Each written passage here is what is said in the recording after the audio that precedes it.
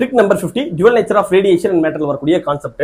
The ratio of the maximum speed of the emitted electrons என்ன அப்படிங்கறத கேக்குறாங்க. இதுக்கான டெரிவேஷன் பாருங்க, இந்த மாதிரி நம்ம போடுறோம். இத சிம்பிளா பார்த்ததும் போடுற மாதிரி சொல்ற பாருங்க.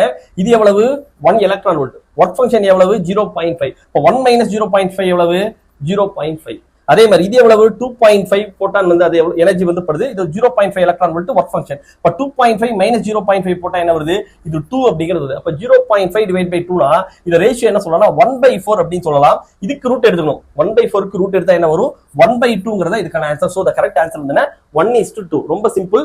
என்ன இந்த எனர்ஜி டிஃபரன்ஸ் பாருங்க, 1 எலக்ட்ரான் வோல்ட் - 0.5 னா இது 0.5 வருது. இது 2.5 - 0.5 னா 2 வருது. அப்ப 0.5/2 அப்படினா என்ன வரும், இது 1/4ங்கற ரேஷியோ வரும். இந்த ரேஷியோவை நம்ம ரூட் எடுத்துக்கணும். ரூட் எடுத்துட்டா அப்ப என்ன ஆன்சர் வருதுன்னா 1/2ங்கிறது வரும். சோ தி கரெக்ட் ஆன்சர் வந்து 1:2. அதே தான் இங்கேயும் போட்டுருக்காங்க. சரியா?